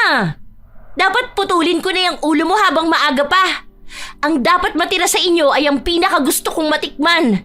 Si Kuya Ramon! Itong tikman mong aswang ka! Ang bala ng baril ko! Nagulat din ang aswang nang biglang sumulpot sa gilid niya si Ramon. Basang-basa yun ng tubig at nakatutok sa mukha ng aswang. Kagad niyang kinalbit ang gatilyo ng baril na magkakasunod. Tinamaan sa magkabilang balikat ang aswang dahil sa pag-iwas nito. Hinawi niya rin ang tubig sa sapa na siyang naging distraction ni Ramon kaya siya nakatakas. Kalaunan ay nawala yun bigla sa kanilang paningin. Nasaan na yung aswang na yun? Nasaan? Hindi ko alam. Natigilan na sila at napalingon sa kinaroroonan ni na Erwinia at Billy dahil sumigaw ang dalaga. Paano kasi ay naroon na malapit sa kanila si Molina. Billy! Tulungan mo si Erwinia! Umalis na kayo dyan! Walang yakang aswang ka! Wag ang kapatid ko! Sabay na tumakbo sina Jones at Ramon papunta sa kinaroroonan ng dalawa. Nagpaputok din ng ilang beses ang bruskong lalaki pero naubusan na siya ng bala. Dalawa na lang din ang natitira niyang magazine kaya kinuha niya ang isa pa. Layuan mo si Erwinia! Layuan mo ang kapatid ko! Tumalon ulit ang aswang at lumayo sa takot na muling matamaan ng baril. At ilang saglit pa ay dumiretso siya pasalakay sa dibdib ni Jones. Dahil dito ay natumba ang lalaki sa tubig ng sapa. Malulunod na sana siya pero to the rescue na naman si Ramon. Nagpaputok ulit yun pero nakailag na naman ang aswang at siya naman ang sinalakay. Nakaiwas din ang bruskong lalaki pero hindi niya inaasahan ang sunod na pag-atake. Tinamaan tuloy siya sa braso dahilan para mabitiwan niya ang baril. Tumilapon yon palapit sa kinaroroonan ni na Erwinia at Billy. Iuhuli na sana kitang Dickman pero hindi na ako makapagpigil pa. Ikaw na lang ang uunahin ko para hindi na ako mahirapan sa mga kasama mo mamaya. Nang muling sumugod si Molina, ay saka naman nakatsyempo si Jones. Kinuha niyang inaagos na kahoy at buong puwersa ng hinampas sa aswang. Sapul na sapul ang kalaban na tumilapon sa hindi kalayuan. Pagkalaon ay tinayo niya kagad si Ramon na nakahawak sa brasong nasugatan. Nasaan na yung baril ko? Wala na tayong oras. Baka bumalik pa yung aswang. Tara na! Visit naman oh. Puro kamalasan to ah. Tara na! Tumakbo na nga silang palapit sa kinaroroonan ni na Erwinia at Billy. At habang nagmamadali, ay hindi nila namalayan ang sunod na ginawa ni Molina.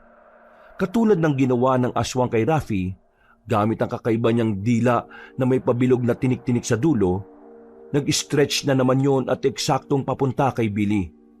Nang makita yun na matabang lalaki na siyang hihigitin ng dila ng aswang, ay dali-dali siyang umiwas at itinulak si Erwinia. Bumao ng pabilog na dila sa dibdib ng babae. Napatingin pa siya sa nakatatandang kapatid habang inaabot ang kamay pero huli na ang lahat. Pagkatagas ng dugo sa kanyang dibdib at bibig ay mabilis na siyang hinatak ng dila papunta sa dilim. Erwinia! Erwinia! Huwag ang kapatid ko! Huwag ka nang sumunod, Ramon! Wala na siya! Wala na si Erwinia! Bitiwan niyo ako! Pupuntahan ko ang kapatid ko! Bitiwan niyo ako! Pero eksaktong pagkatapos niyang sabihin yon, ay narinig na nila ang malakas na pagsigaw ng nagmamakaawang si Erwinia. Kalaunan ay humina yon ng humina hanggang sa mawala na ng tuluyan. Ang sumunod na lang nilang narinig ay ang alulong ng aswang na tila tuwang-tuwa sa mga naganap. Dahil sa nangyari ay galit na napatingin si Ramon kay Billy na gulat din. Hindi ko sinasadya. Nagulat ako eh. Papatayin kitang gago ka! Tinulak mo ang kapatid ko sa halip na umiwas kayo pareho! Papatayin kita! Papatayin kita! Umalingaw-ngaw ang tunog ng baril at tinamaan nito sa tiyan si Ramon. Napalood siya dahil dito habang si Jones ay nagulat at napatingin kay Billy.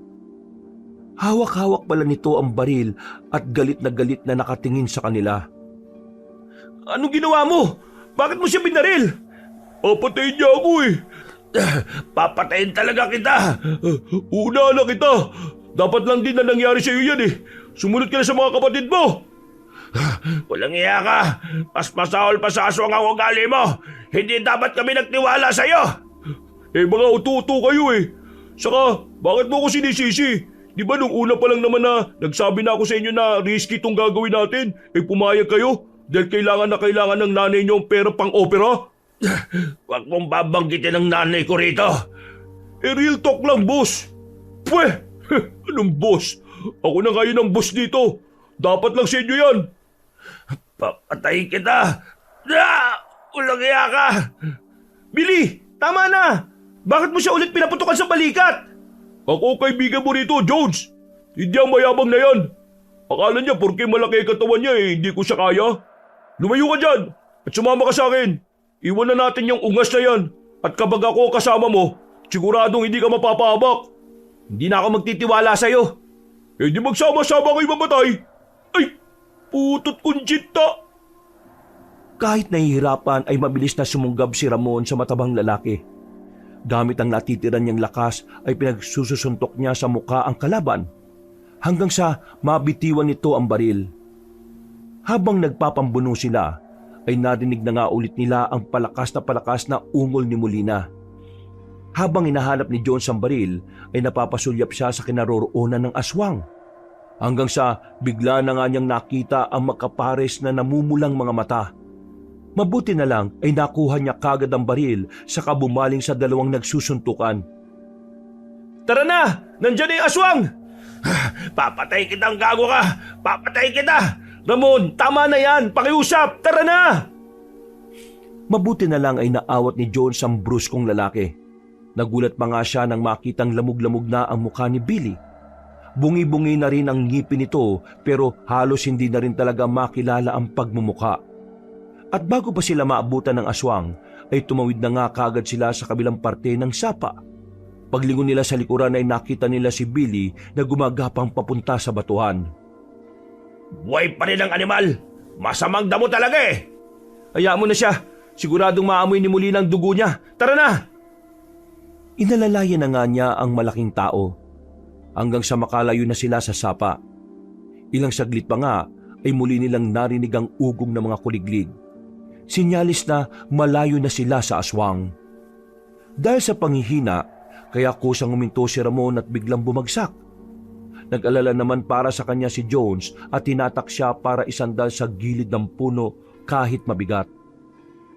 Ramon, lumabang ka! Hindi ka pwede mamatay dito! Hindi ko alam kung saan ako pupunta! Lumakad ka lang. Iwan mo na ako dito. Kapag didiretso mo yan, matutuntun mo yung ilang bahay. Humingi ka ng tulong doon. Hindi pwedeng ako lang pumunta ron. Hindi kita iiwan dito. Hindi ko na kaya eh. Nangihina na ako tsaka nahihilo. Umikot na yung paningin ko. Okay na ako dito. Tanggap ko nang mamamatay ako rito. Sasabahan ko na ang mga kapatid ko. Huwag ka magsalita ng ganyan dahil makakalis tayo dito. Magpahinga lang tayo saglit tapos saka tayo lalarga. Hindi ko na talaga kaya. Yung mga binti ko nanginginig na eh. Saka umiikot na talaga yung paningin ko. Ikaw ang kailangan na makaligtas dito. Sinabi ni Billy na kaya mo tinanggap tong trabaho dahil kailangan mo makabayad sa utang sa amo mo. Pero nasira ko na yung van eh. Tsaka wala naman tayong perang mauuwi. Mabubuhay ka para sa pamilya mo. Ipangako mo. Magsalita ka. Ipangako mo makakaligtas ka rito. Oo, pinapangako ko. Makakaligtas ako. Pakiusap. Kung pwede lang sana, pakidalaw ang nanay ko sa ospital ng Poblaciones. Arameda Tolfina ang pangalan niya. Sige, pero mas maganda kung kasama kang dadalaw, di ba? Sige na, umalis ka na. Kunin mo tong natitirang magasin ng baril. Iwan mo na ako rito, Jones. Salamat. Eksaktong pagkasabi nun at pagkaabot ng magasin ng bruskong lalaki ay nakarinig sila ng kaluskos sa bandang kanan. Napatingin sila pareho doon habang si Jones ay nakatutok ang baril. Hanggang sa may makita silang isang madilaw na liwanag. Maya-maya pa ay mayroong humawi sa talahiban at tumambad nga sa kanilang paningin ang 6 na kalalakihan. Mga nakasombrero mga yon at talatang lokal sa lugar. May mga sandata sila pero hindi baril, kundi isang uri ng pana at tulos na nakatutok sa kanila. Ang madilaw na liwanag naman ay lampara na hawak-hawak ng dalawang nasa unahan. Kagad ibinaba ni Jones ang baril at saka itinaas ang mga kamay niya. Mawalang galang na po. Hindi kami masasamang tao. Meron lang kami tinatakasan. Aswang, parang awa nyo na. Tulungan nyo kami. Yung kasama ko, marami siyang tama at baka maubusan na siya ng dugo. Nakikiusap po ako sa inyo. Tulungan niyo siya. 3 na sa kasama namin ang napatay ng aswang. Para maniwala kayo. Kunin niyo tong baril at kapkapan niyo ako. Ganun na nga ang ginawa ng mga kalalakihan. Pagkatapos makapkapan at masiguradong walang dalang panganib si Jones, saka naman sila bumaling kay Ramon na nawalan na ng malay. Wala na nga silang inaksayang oras at kaagad nilang binuhat ang walang malay na bruskong lalaki papunta sa ilang kabahayan. Nakahinga ng maluwag si Jones sa pag-aakalang ligtas na sila. Pero lingid sa lahat ay nagbabadya pang isang panganib na kakarapin nilang lahat. Naghihintay lang ng tamang tiyempong aswang sa pagsalakay na gagawin nito. Doon lang din napagtanto ni Jones na mag-aalas 12 pa lang pala ng hating gabi. Pakiramdam niya kasi ay ang haba na ng oras na ginugol nila sa pagtakas kay Molina. Habang ginagamot si Ramon, ay ikinuwento niya sa namumuno roon na si Mambok ang pangyayari. Hindi na lang niya idinetalye na kinidnap nila si Molina na isa palang aswang na siyang pumapatay ngayon sa kanilang lahat. Mabuti na lang din ay nasa liblib silang baryo na kung saan ay naniniwala rin sa mga ganong klase ng kwento. Kaya hindi na rin nga nahirapan si Jones. Lalo na at pinalabas niya na lang sa mga yon na naligaw sila at pansamantala sanang magpapahinga sa abandonadong bahay pero sumalakay nga ang aswang. Matapos malaman ni Mambok ang kwento, pinagandaan niya kaagad sina Mateo, Marcos, Juan, Lucas at Pedro na magmatsyag sa palibot. Sila lang kasing 6 ang kalalakihang may edad sa lugar na yon at sa 5 kabahayan ang ilan doon ay mga bata at kababaihan na. Hindi na rin muna nila ipinaalam sa iba upang maiwasan ang takot. Naganda rin ang Ginoo ng pangontra dahil kahit papaano naman ay meron siyang alam na panlaban sa aswang. Mabilis na lumipas ang oras. Pasado alas 2:30 ng madaling araw. Pagkatapos mag-usap nila Mambok, ibinalik na rin kagad ang baril at natitirang magazine para meron din proteksyon si Jones. Pagkalaon ay nagtungo na kagad ang nasabing lalaki sa silid na kinaroroonan ni Ramon. Ayon sa Ginoo ay naroon daw sina Mateo at Marcos na nagbabantay. Pagpasok niya sa nasabing silid ay ganoon na lang ang gulat niya matapos makitang may nagkalat na mga dugo sa sahig. Nakandusay na rin sina Mateo at Marcos na parehong wala ng buhay. May gilit ang kanilang mga leeg at ang may gawa nun ay walang iba kundi si Billy. Puno ng pasa at natutuyong dugo ang mukha niya na nakatayo sa tapat ng natutulog na si Ramon. May hawak din siyang patalim na kung kanino niya na lang inagaw. Ano ginawa mo? Pinatay mo sila Mateo at Marcos? Oo, pinatay ko nga sila. Nababaliw ka na ba? Oo, at isusunod ka ng hayop na Ramon na to para magsama-sama na sila ng kapatid niya. Itatarak na sana ni Billy ang patalim na hawak pero dali-daling binunot ni Jones ang baril at pinaputok. 2 beses na tinamaan sa likod ang matabang lalaki bago niyon mabitiwan ng patalim at tatumba sa mismong bisig ni Ramon. Nagising ang bruskong lalaki at nagulat sa kanyang nakita. At dahil na rin sa putok ng baril kaya naalarma ang ibang tao. Papunta na sana sila sa silid, subalit isang nakabibingi at nakakakilabot na ungol ang umalingaw-ngaw. Pagsilip ni Jones sa bintana ay nakita niya kagad sa hindi kalayuan ang nanilisik na mga mata ni Molina. Nakatayo siya sa pinakabukana habang humahalakhak na parang demonyo. Ano nangyayari, Jones? Nasaan tayo? Teka, bakit nakandusay na sa akin itong siraulong to? Nandito na tayo sa sinasabi mong mga kabahayan. Sumalakay siya rito at muntikan na niyang patayin. Wala na akong choice kundi barilin siya. Dapat lang yan sa kanya. Kaya mo na ba sarili mo? Nandito na si Molina eh. Kailangan na nating umalis. Okay na ako. Nakapagpahinga naman ako kahit papano. May gumamot na rin pala sa akin. Ibinalandran niya ang katawan ni Billy sa sahig at dahan-dahang tumayo kahit nahihirapan. Habang naghahanda sila ng mga sarili, ay muling umalingaw-ngaw ang nakakakilabot na ungol ni Molina mula sa labas. Sa pagkakataong yon ay mas malapit na siya. Naririnig na rin niya ang sigawan ng mga kalalakihan na naghahanda sa pag-atake. Nang ayos na ang lahat, ay palabas na sana sila ng silid. Walang ano-ano ay biglang dumilat si Billy. Saka humawak sa paa ni Ramon at buong puwersa yung kinagat. Dahil medyo nanghihina pa ang bruskong lalaki, kaya natumba siya kagad sa sahig kasama ng tila nawawala na sa sariling matabang lalaki. Nagulat din si Jones sa mga nangyari at ang itutok niya ang baril ay hindi naman siya makapagpaputok. Natatakot kasi siyang baka madali rin si Ramon. Kahit na nanghihina, ay nagpambuno ang dalawa habang nakatingin lang ang lalaking may hawak ng baril. Natataranta na rin kasi siya lalo na at nandito na rin sa lugar si Molina. Talagang matibay kang hayop ka. Buhay ka pa rin kahit may tama ka na ng baril sa likod. May sapusa ka rin talaga no? Hindi lang may isa pusa, may isang demonyo rin.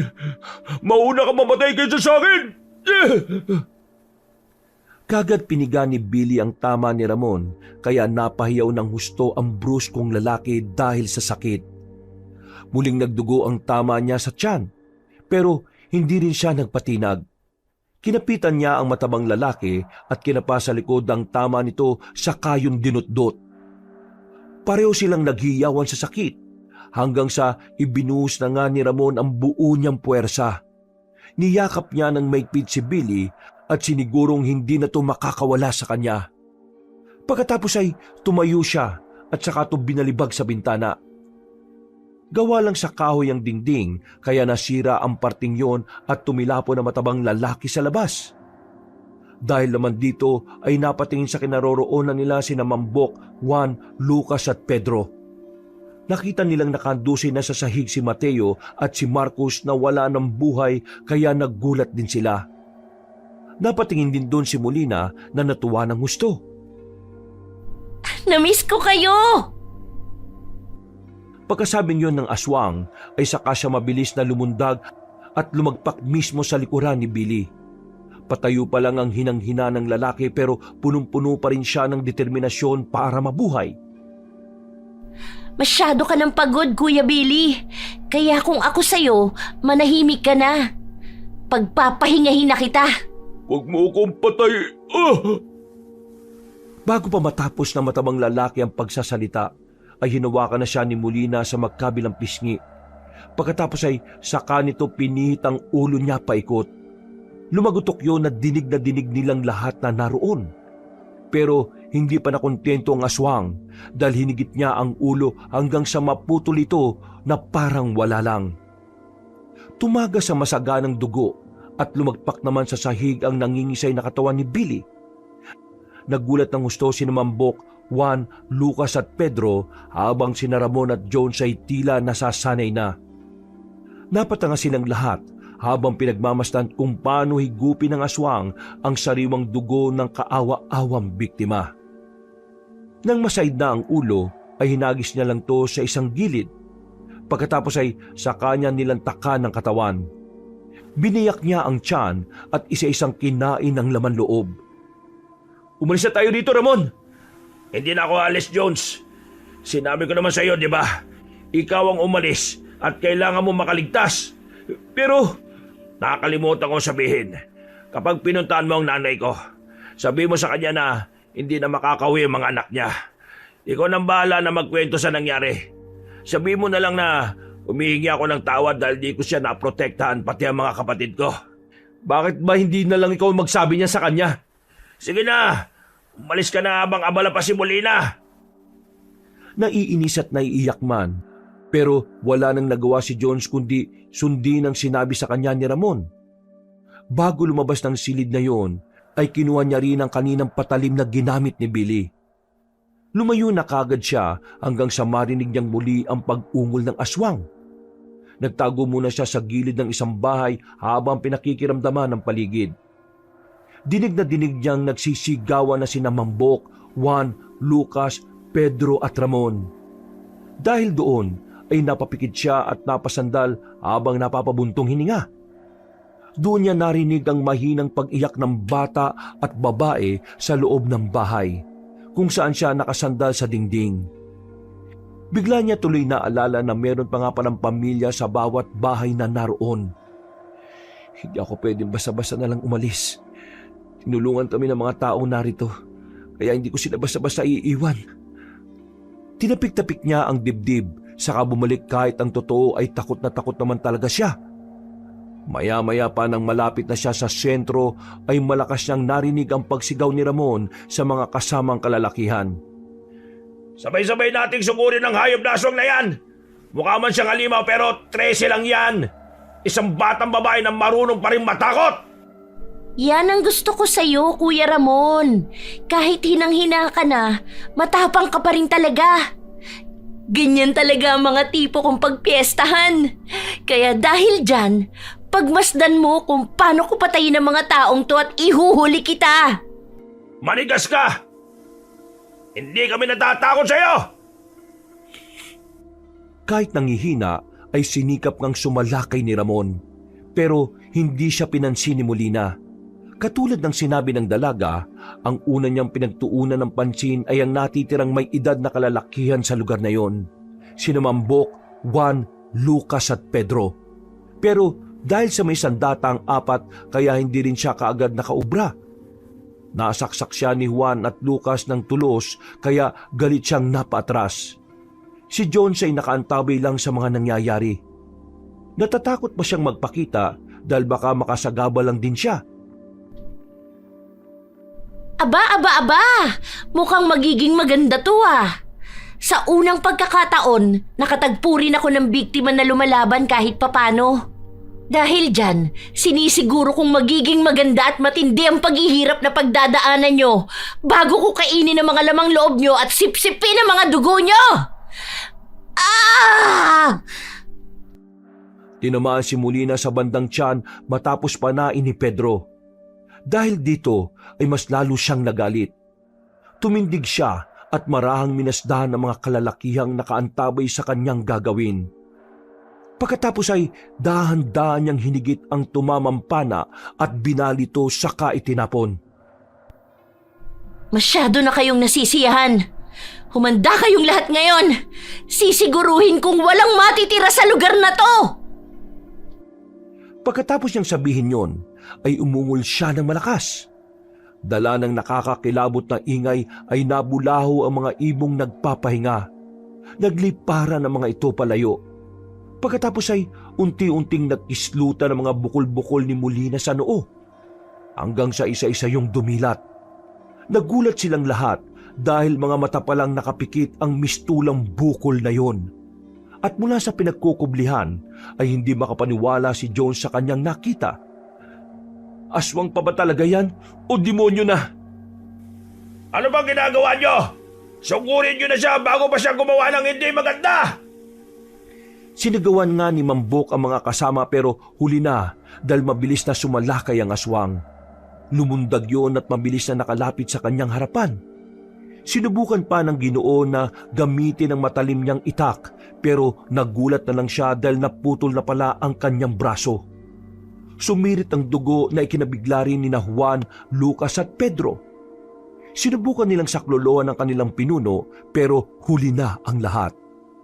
Walang kabog-abog na tinusok ni Molina ang tiyan ni Mambok gamit ang kanyang matutulis na kuko. Tumagos sa likuran ng ginawa niya pero hindi pa siya nakontento. Natutuwa niyang sinakmal sa liig ang walang kalaban-laban na Ginoo. Sumirit ang dugo at tumagas habang sinisipsip ng mapaminsalang aswang. Nangisay-ngisay ang pinuno at hindi na yun nakapanlaban pa. Tumirik na lang ang mga mata hanggang sa tuluyang bawian ng buhay. Napasigaw sa galit si Juan na nagtangkang sumugod pero pinigilan siya ng mga kasama. Patras na sana sila nang sumigaw sa kanila si Ramon. Kung tatakbo kayo, mamamatay lang din kayong lahat nang walang kalaban-laban! Habang marami pa tayo at may sapat na sandata, lusubin na natin siya at magtulungan! Yan ang gusto ko sa'yo, Kuya Ramon. Napakatapang mo talaga.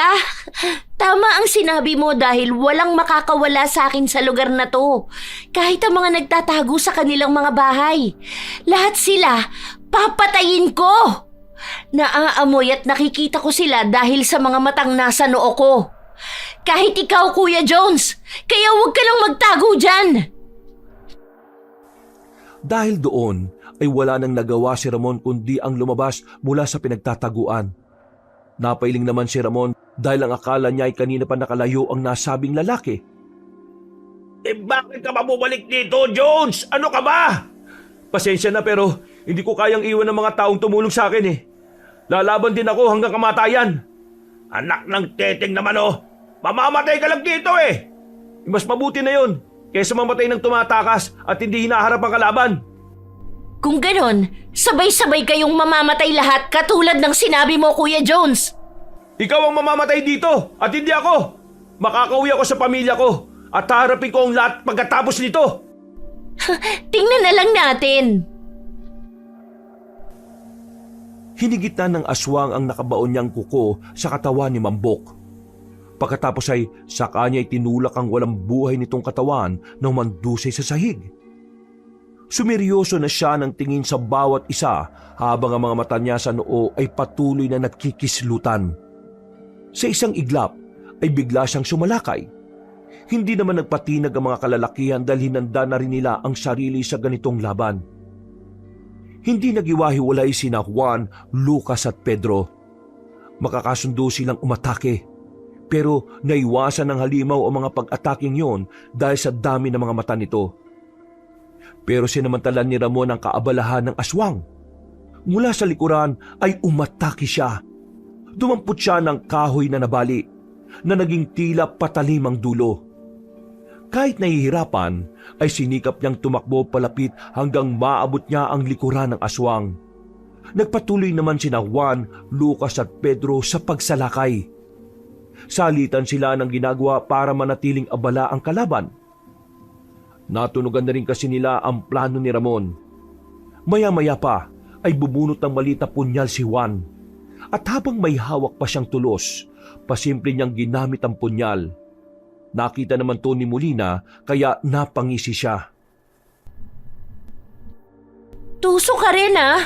Sa tingin mo ba uubra sa akin yan? Ikaw na ang isusunod ko sa pinuno nyo. Gamit ang matalim na kuko ay inatake niya si Juan.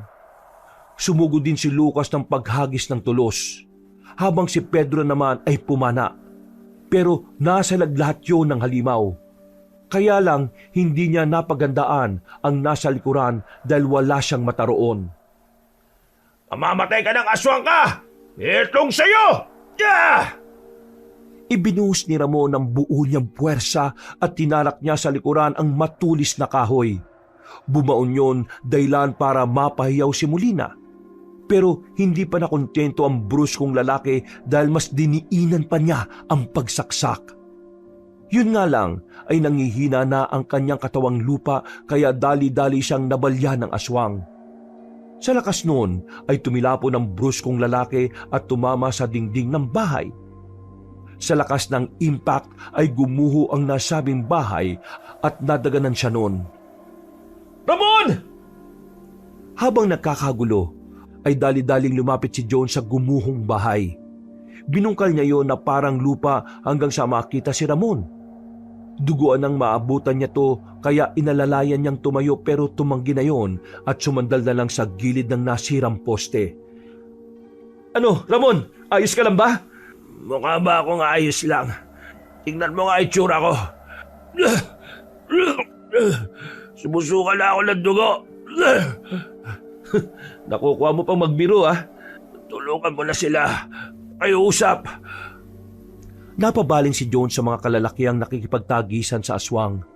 Saktong naabutan ng pagsugod ng kalaban, mabilis nitong sinunggaban si Juan. Pero gamit ang punyal ay pinagsasasaksak niya sa mukha ang halimaw. Nagalit yon at tinampas si Juan na tumilapon at tumama sa puno. Duguan na tumayo ang nasabing lalaki at nanghihinang humawak sa gilid ng puno. Habang tinitimbang ang sarili sa pagkahilo. Sumalakay na rin sina Lucas at Pedro kaya tumakbo na rin si Jones para tulungan ng mga kasama. Binunot niya ang baril at pinaputukan si Molina. Dahil sa tama na nagawa ni Ramon kanina ay bumagal ang paggalaw nito na hindi kagad nakaiwas. Tinamaan ng aswang ng bala ng baril sa dibdib. Nagalit yon at napaangil. Pagkalaon ay galit na sumugod kay Jones. Pero sumunggab sa magkabilang gilid sina Lucas at Pedro. Pareho nilang tinusok ng tulos sa tagiliran ng aswang. Sa pulsi Molina na napahiyaw ng husto. Sinubukan pa niyang kumawala pero mas diniinan pa ng dalawang lalaki ang pagkakabaon ng tulos. Mga walang ya kayo! Pakawalan niyo ako! Papatayin ko kayo! Papatayin ko kayong lahat! Wala akong ititira sa lahi niyo! Hindi pinansin ni na Lucas at Pedro ang mga sinasabi ng aswang. Mas lalo pa nilang pinahirapan yon at pagkalaon ay tumingin sila kay Jones at Sumeñas. Nang magpaputok na siya ay wala na palang bala. Dahil dito ay binunot na nga ng nasabing lalaki ang huling magasin. Habang binabalaan ng baril ay sinamantala naman to ng halimaw. Akala niyo mapapabagsak niyo ako ng basta-basta lang? Masyado niyo ako minamaliit ah! Hindi ako basta-basta mapapatay ng mga tulos-tulos lang! Sa dami ng mata na minana ko pa sa mga ninuno kong alungawan, hindi ako basta-basta lang! Mga walang iya kayo! Magbabayad kayong lahat dahil buhay niyo ang kapalit nitong ginawa niyo sa akin! Buong lakas na binali ni Molina ang tulos at pilit na kumakawala hanggang sa magawa niya. Lumundag siya patalikod para lumayo saglit, pero nagkamali siya ng galaw. Naroon na pala si Juan na hawak-hawak ang punyal niya. Magkakasunod niyang sinaksak sa likod ang aswang. Pinuntiryan niya talaga ang sugat na ginawa ni Ramon kanina. Galit na galit ang lalaki at hindi talaga tinigilan ng kalaban hanggang sa mapaluhod yun. Pero hindi rin kagad na nagpatalo si Molina. Bago pa makalapit ang iba pa, ay hinawi-hawi niya ang likuran. Natamaan ng matalim niyang kuko si Juan kaya napatrasyon at nawala ng balanse. Galit na galit niyang pinagmasdan ng lalaki at tumanda sa pag-atake. Nakakarami ka na sa akin, kaya dapat ka na ring mamahinga katulad ng pinuno mo. Mamamatay ka na rin! Eksaktong susunggab na si Molina nang biglang magkakasunod na nagpaputok si Jones. Dahil dito ay natigilan ng aswang at napaluhod. Tumagas ang napakaraming itim na dugo sa kanyang likuran. Sinamantala naman to ni Juan at pinagsasasaksak siya sa dibdib.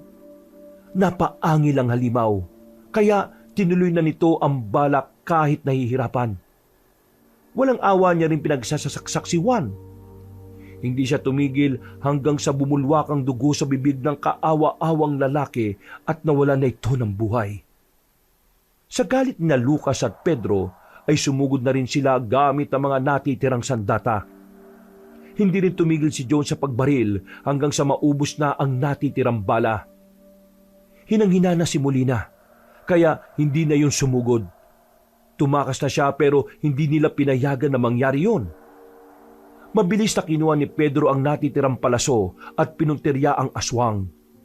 Sapul yun sa balikat at likuran kaya lalo lang nanghina habang papalayo ang aswang. Si Lucas naman ay lumundag at pinagtutusok ng tulos sa likuran hanggang sa tuluyan ng humandusay sa sahig ang aswang. Kitang-kita ang galit nila dahil sa ginawang pagpatay ng aswang sa kanilang mga kasama. Hanggang sa dahan-dahan nang lumapit si Jones. Dinampot niya ang itak ni Mambok na nadaanan niya. Pagkatapos ay hinarap niya ang nanghihinang aswang na gumagapang na lang para makatakas. Doon ay unti-unti na nga nilang nakita na bumalik na yon sa pagiging anyong dalagita. Parang awa mo na, Kuya Jones. Huwag niyo akong patayin. Tumigil ka! Ibalik niyo lang ako sa bahay at sasabihin ko kay Lolo na bayaran ka ng higit pa sa 6 na milyon. Higit pa sa 6 na milyon? Sinira mo ang van ng amo ko. Pinatay mo magkakapatid na Tulfina at pinatay mo rin ang mga taong tumulong sa akin. Kahit na dumoble o tumriple pa sa 6 na milyon ang ibabayad ng lolo mo, hindi mo na maibabalik ang mga buhay na kinuha mo. Hindi ko sinasadya yun. Epekto lang yun ng sumpa. Kung ganon, puputulin na natin ang sumpang sinasabi mo. Ipinakita niya sa dalagita ang hawak na itak. Kaya lalong nahintakutan at sinikap na gumapang ng gumapang. Maya-maya pa ay hinawakan na siya sa ulo ni Jones.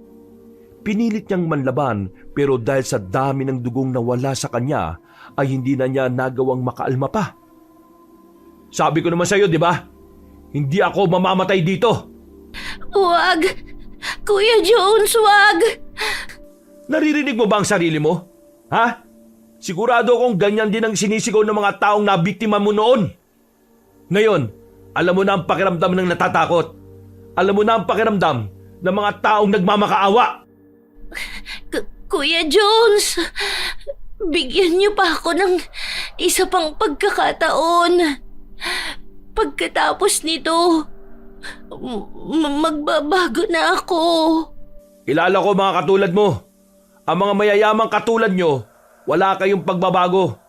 Dahil sa sarili nyo lang ang mahalaga at importante para sa inyo. Kapag binuhay ka namin, siguradong babalikan mo lang kami at marami ka pang bibiktimahin. Kaya itong sagot ko sa kahit na anong pagmamakaawa mo, wala nang pangalawang tsansa para sa'yo. Tanggapin mo na ito na ang katapusan mo, Molina. Oras na para magpaalam ka sa mundong ito at harapin ang bago mong buhay sa impyerno! Hindi! Hindi! Huwag mo akong patayin! Parang awa mo na! Bago pa matapos ng dalagita ang pagsasalita, ay ginilitan na siya ng leeg ni Jones. Sumirit ang dugo sa kanyang leeg habang nangingisay siya hanggang sa unti-unti nang mabawian ng buhay. Napapikit na lang si Jones matapos ang pangyayari at pagdilat ng mga mata niya ay nanlumo siya matapos igala ang paningin. Malungkot niyang pinagmasdan ang walang buhay na sina Mambok, Mateo, Marcos at Juan at si Billy. Hanggang sa mapaling ang paningin niya kay Ramon na nakasandal sa gilid habang nakayuko. Dali-dali siyang lumapit dito para ipaalam ang nangyari. Ramon! Tapos na! Patay na si Molina! Wala na yung aswang! Sabay na tayo makakauwi ng buhay! Makikita mo pa yung nanay Arameda mo! Ramon? Uy! Ramon! Pagtakip ni Jones sa balikat ng bruskong lalaki, ay bigla na lang yung tumumba at hindi na rumisponde. Dito na siya kinatuban kaya tinihaya niya yon at pinakinggan ng tibok ng puso. Para makasiguro ay pinulsuhan niya na rin ang binata. Nalungkot siya nang mapagtanto na binawian na rin pala ng buhay si Ramon. Napabuntong hininga siya bago tumayo at kalaunan ay naiiyak niyang minasdan ng bruskong lalaki sa huling pagkakataon. Maya-maya pa, hinarap na siya ni Lucas at Pedro. Galit ang mga yon at pinailis na sila dahil sa gulong ginawa nila. Hindi ko man maibalik ang mga buhay na nawala ngayon. Buong puso kong humihingi ng tawad sa inyo sa nangyari. Maraming salamat kay Mambok, kay Mateo, kay Marcos at kay Juan. Pangako, gagawa ko ng paraan para makabawi sa inyong lahat. Alam kong hindi na may babalik ang mga buhay nila pero gagawin ko makakaya ko para makabawi talaga sa inyo. Tinanggap ni Lucas at Pedro ang paghingi ni Jones ng paumanhin. Pero hiniling nila na wag nang bumalik ang lalaki sa lugar na yun. Makalipas ang 1 linggo, natiling sikreto ang mga nangyaring yon.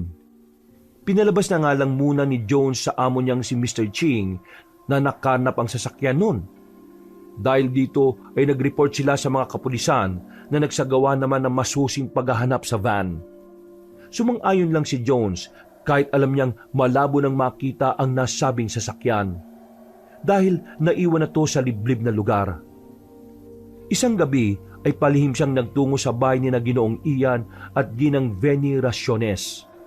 Pinapasok siya nang sabihin niyang meron siyang impormasyon patungkol kay Molina.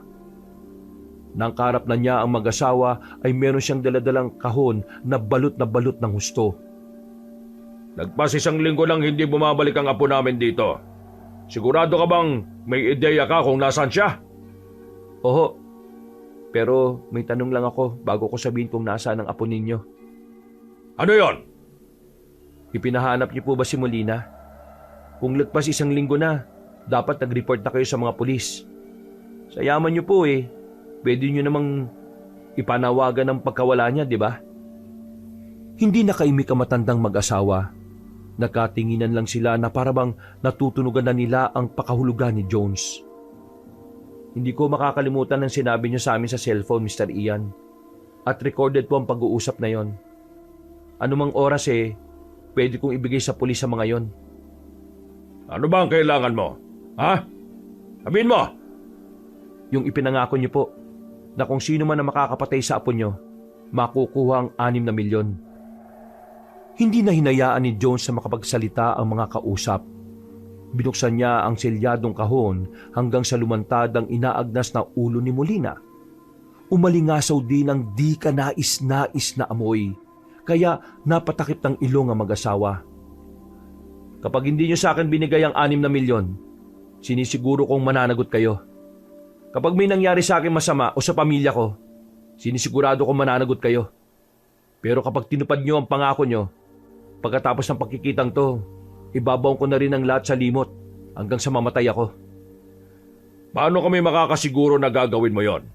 Pamilyado akong tao at hindi ko ilalagay sa alanganin ng pamilya ko. Marunong akong tumupad sa usapan.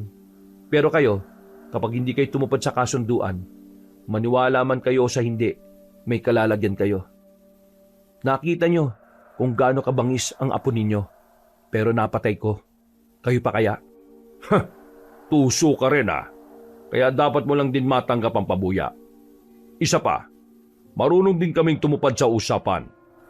Ibibigay ko sa iyo ang 6 na milyon. Hindi.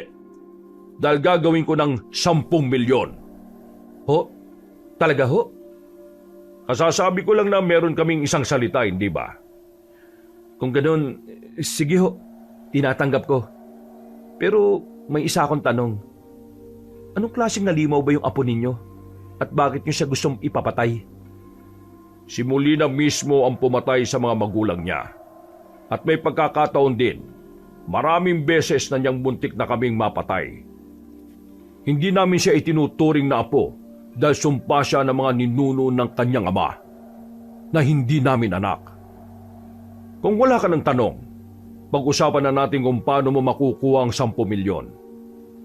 Hindi na nga umalma ang mag-asawang Rasyones. Binigay na nga nila ang 10 milyon kay Jones. Ligtas na nakalis doon ng lalaki at ginamit niya ang pera sa tamang paraan. Nag-resign siya kay Mr. Ching at binayaran ng buo ang mga utang niya. Pagkatapos ay ipinalibing niya ng maayos ang bangkay ni Ramon, Rafi at Erwinia. Tinulungan niya rin si Aling Arameda at sinagot ang lahat ng gastusin nito sa ospital. Pero walang kamalayan na matandang babae. Hindi na rin niya sinabi ang sinapit ng 3 magkakapatid. At katulad ng pangako niya, tumulong din siya sa mga naiwan ni Mambok, Mateo, Marcos at Juan. Pagkatapos ay umuwi sila sa probinsya at nagsimula ng panibagong buhay gamit ang natitirang pera. Kinalimutan na ni Jones ang lahat ng madilim na nangyaring yon at ibinaon na sa limot. Mga kabangers, kabanong po. Sana po huwag niyo pong kalimutan mag-subscribe kung nagustuhan niyo po ang ganitong klase ng kwento. At mag-comment na rin po kayo kung saang lugar po kayo para mabati ko po yung mga kalugar ninyo. At syempre, don't forget to like and share the video. Hanggang sa muling kwento, maraming salamat po. Wakas!